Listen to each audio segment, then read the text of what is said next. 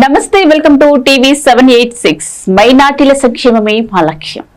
ఇక వివరాల్లోకి వెళ్తే, నాపై వస్తున్న ఆరోపణలు నిరూపిస్తే నగర బహిష్కరణకు సిద్ధం.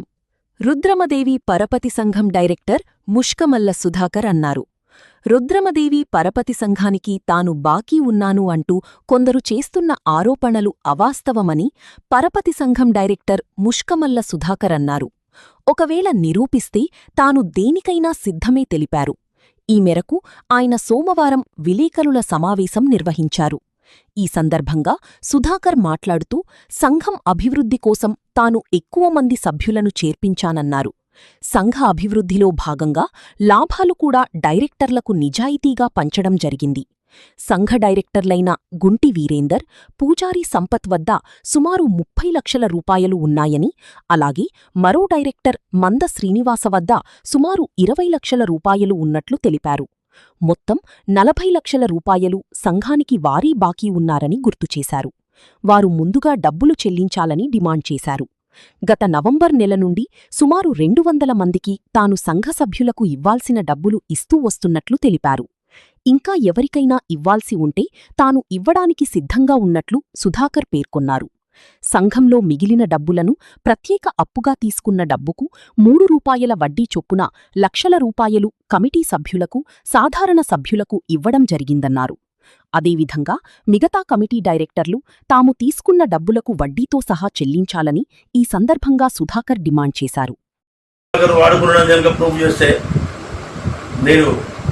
నగర బహిష్కరణ కూడా ఎదగాడలేదు.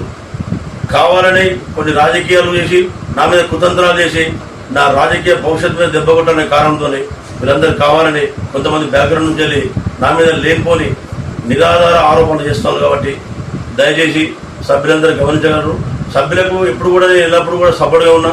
డబ్బులు ఇవ్వాలే, ఖచ్చితంగా మీకు ఇవ్వాల్సిందని చెప్పిన పేదసారి కూడా పోలీస్ స్టేషన్ పోవడం జరిగింది. సిఐ గారు మాట్లాడడం జరిగింది.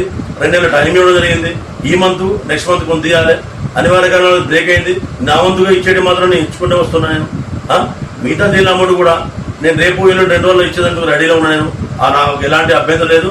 సంఘానికి నేను వాళ్ళు చెప్పినట్టుగా నేను 40 లక్షల రూపాయలు కనుక నేను సంఘానికి బాగున్నట్టయితే నేను ఏ శిక్షగానే అర్హునే.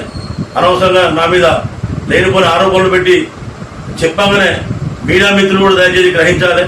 అది రాసే ముందర కూడా మమ్మల్ని కూడా విచారిస్తే నేను వాటి మీకు సాక్షాత్తం ముందు పెడతా కదా. నేను దయచేసి అందరూ అర్థం చేసుకోవాలి. ఈ విషయంలో ఒకటే క్లారిటీ, ఎవరు బాగున్నా సభ్యులకు డబ్బులు ఇవ్వాల్సిందే ఖచ్చితంగా. సభ్యులకు డబ్బులు ఇచ్చి ఈ లెక్క క్లోజ్ చేసుకుంటే అందరూ సంతోషంగా ఉంటుంది. కావాలని డబ్బులు ఇవ్వకపోను నిరాధారంగా ఆరోపణలు చేసి వ్యక్తులను ఇబ్బంది పెట్టద్దు. వాళ్ళకుండే వ్యక్తిగతమైన గౌరవాన్ని దిగజారుతుందని చెప్పి నేను మీడియా ముఖంగా వేడుకుంటాను. దయచేసి అందరూ అర్థం చేసుకోవాలని కోరుతున్నాం. ఇంకెంతవరకు అమౌంట్ ఇవ్వాలి, ఎవరెవరు ఇవ్వాలి? సభ్యులు పూజల సంపత్ కుమార్ దాదాపుగా 12 లక్షల దాకా ఇవ్వాలి. గుంటి వీరేందర్ దాదాపు 17 లక్షలు ఇవ్వాలి. మంద శ్రీనివాసు దాదాపుగా 20 లక్షల రూపాయలు ఇవ్వాలి.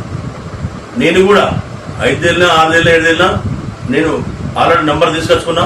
రేపు ఇచ్చేందుకు రెడీ. ఎలాంటి అభ్యంతరం లేదు నాకు. దయచేసి నన్ను బదనాం చేయకండి. మీ మీద అసత్య ఆరోపణలు ఎవరు తీసుకొచ్చారు?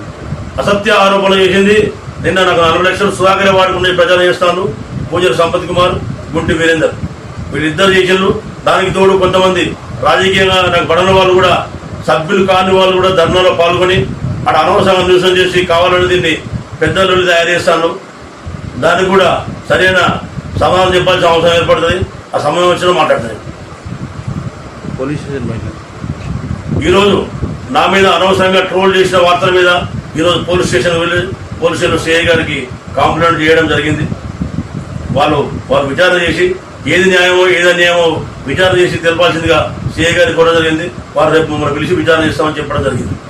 సో ఇవ్వండి ఇవాల్టి బులెటిన్ అప్డేట్స్. మరో బులెటిన్ అప్డేట్ లో మళ్ళీ కలుసుకుందాం. అంతవరకు చూస్తూనే ఉండండి టీవీ 786.